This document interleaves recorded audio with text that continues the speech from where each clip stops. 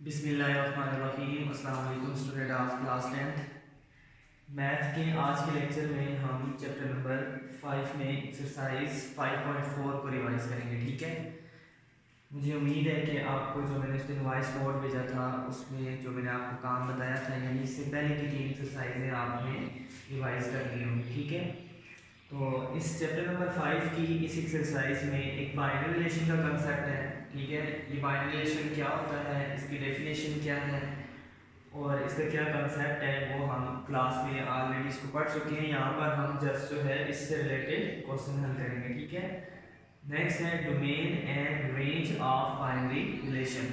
Domain किसे कहते हैं और रेंज किसे कहते हैं, तो इन दो से रिलेटेड मैंने क्वेश्चन लिखा है।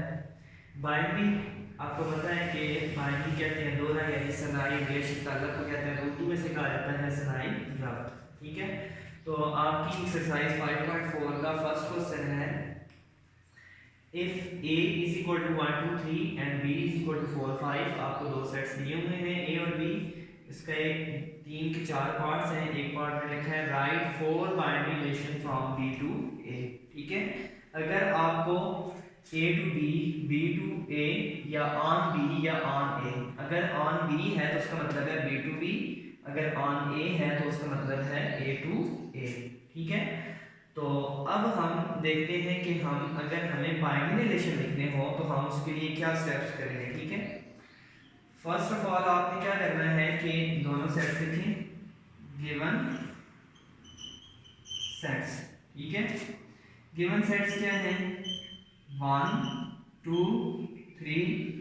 ठीक है, 3 एलिमेंट्स दिए हुए हैं। सेट नंबर 2 क्या है, b। ठीक है, 4 एंड 5। इसके बाद आपने क्या करना है कि इस क्वेश्चन के सेट्स लिखने के बाद आपने इसके ऑर्डर पेयर्स मालूम करने हैं।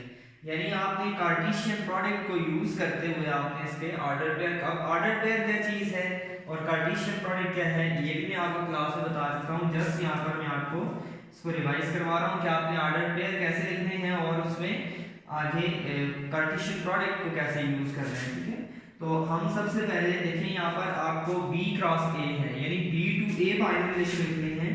तो फिर आपने क्या करना है, यहाँ से b क्रॉस a यानी b और a को मल्टीप्लाई करना है, जिसके लिए हम कार्टेशियन प्रोडक्ट को यूज करेंगे।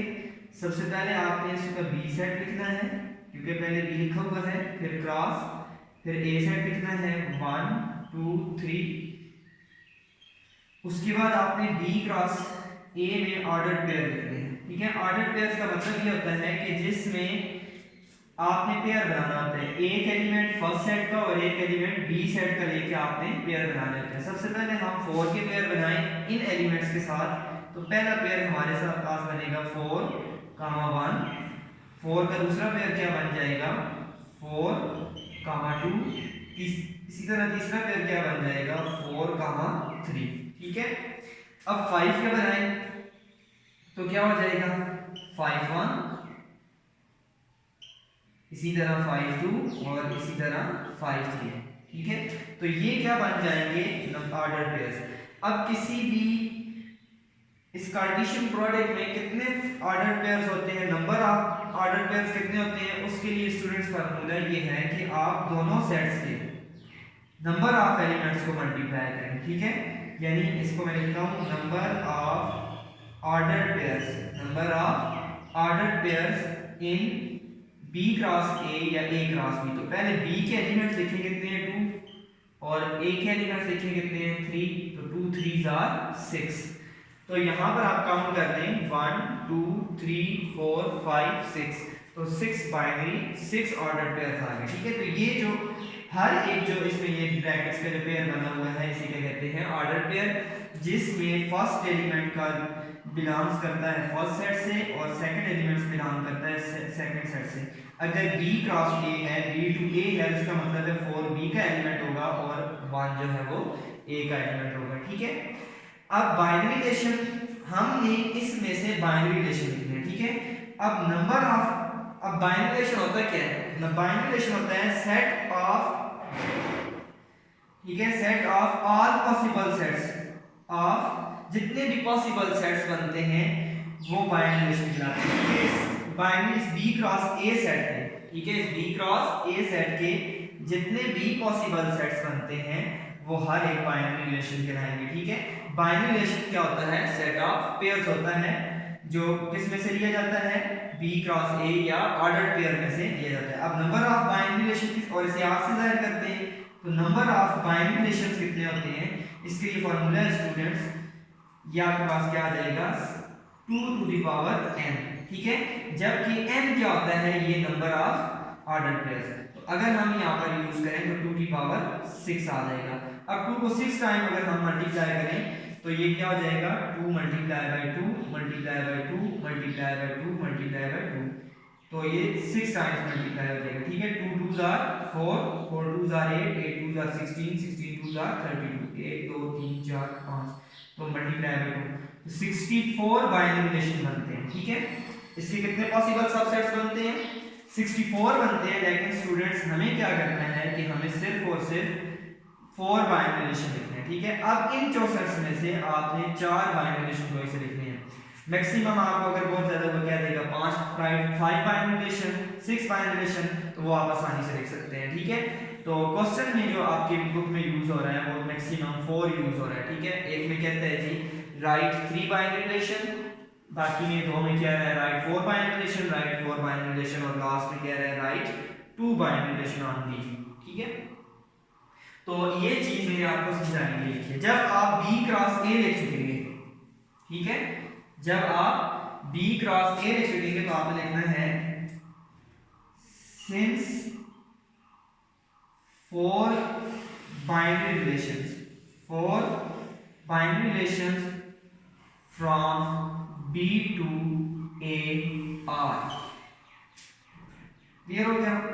सबसे पहले आप क्या लिखें R1, ठीक है।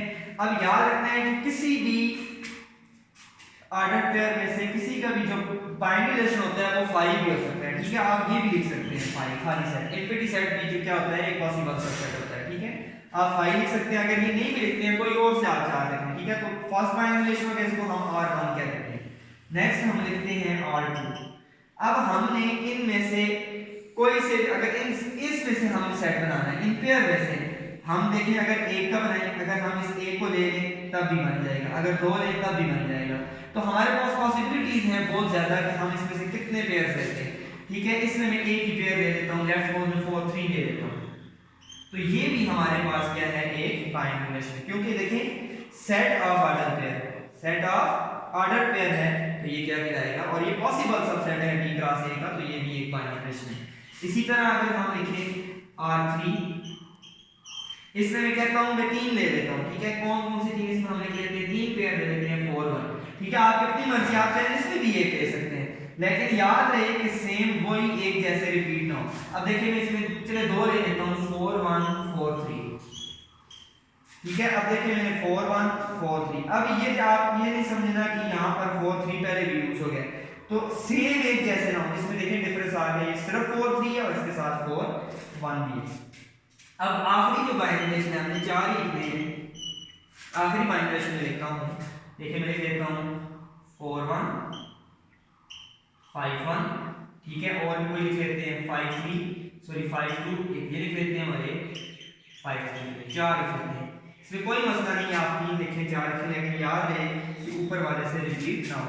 तो ये मैंने 4 बाइनरी रिलेशन लिखे हैं। इस तरह के 64 बाइनरी रिलेशन मैंने आपको बताया लिखे जा सकते हैं, और आपको जस्ट कितने लिखने हैं 4 या 5 लिखने होते हैं, ठीक है। या जितने क्वेश्चन में मेंशन होते हैं, तो इससे ज्यादा नहीं होगा क्योंकि आपके टेक्स्ट बुक में 4 ही यूज हो रहा है। तो इसके सिलेबस के जितने भी क्वेश्चन हैं वो आपने हल करने हैं, ठीक है।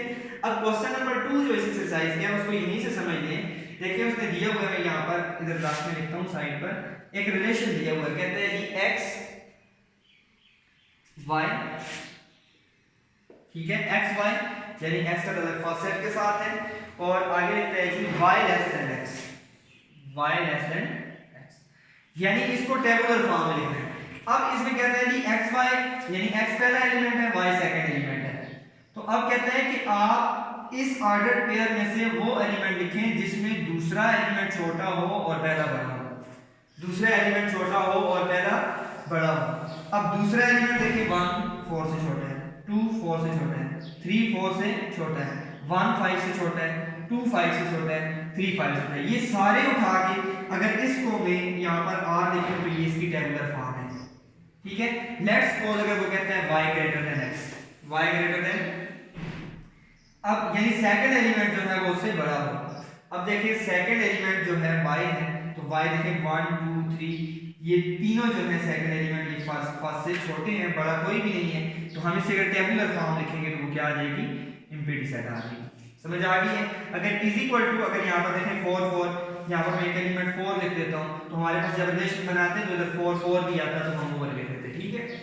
तो इस तरह से स्टूडेंट्स आपने टेबुलर फॉर्म को भी चेंज करना था, लेकिन ये याद रहे यहाँ से समझना है कि कौन सा एलिमेंट पहला है। x पहले नंबर पर लिखा हुआ है तो x स्क्वायर का पहला एलिमेंट है, y सेकंड पर लिखा हुआ है तो y सेकंड एलिमेंट है। तो इसको आपने यहाँ से ऐसे समझना है, y सेकंड एलिमेंट तो आपने लिखना है second element greater than first element, कि हमने इसमें से वो वाले पेयर्स लिखने हैं जिसमें सेकंड एलिमेंट जो है वो फर्स्ट से बड़ा हो, अगर छोटा लिखा हुआ है तो छोटा हो, ठीक है। तो इस तरह से आपने तैयारी करनी है। अच्छा, अब इससे पहले उस क्वेश्चन को हल करने से पहले आप यहाँ पर ये समझ लें कि डोमेन किसे कहते हैं। स्टूडेंट्स गौर से सुनना है, मैं लिखूंगा नहीं। डोमेन क्या होती है, ये डोमेन आपके पास किसी भी बाइनरी रिलेशन का सेट होता है, ठीक है। अब ये सेट कौन सा होता है, set of first element, set of first element. अगर हम R, ये हमारे पास एक लिखा हुआ है, ठीक है। अगर हम R3 की डोमेन निकालें, ठीक है, R3 की डोमेन निकालें, डोमेन हमेशा बाइनरी रिलेशन की निकाली जाती है। डोमेन क्या होती है, set of first element of R order pair, set of first element of R order pair in a given relation. यानी एक रिलेशन में दिए गए पहले एलिमेंट्स को मिलाने से जो सेट बनता है। अब देखिए पहले एलिमेंट्स कौन से हैं, 4 5 5 5। लेकिन याद रहे तो मैंने आपसे क्या कहा है कि डोमेन क्या होती है, domain is a set. Domain set होती है तो इसमें सेट की सारी कंडीशन अप्लाई होंगी। कि सेट हमें पता है डिस्टिंक्ट होता है, तो डिस्टिंक्ट का मतलब है सेट में कोई एलिमेंट रिपीट नहीं होता। तो अगर ये 5 3 दफा है तो हमें 5 को 3 दफा नहीं, जस्ट एक ही दफा लिखना है। तो फर्स्ट एलिमेंट से मिलकर जो सेट बनता है 4 5 5, तो हम सिर्फ क्या लिखेंगे 4 5, ये हमारे पास एक सेट बन गया।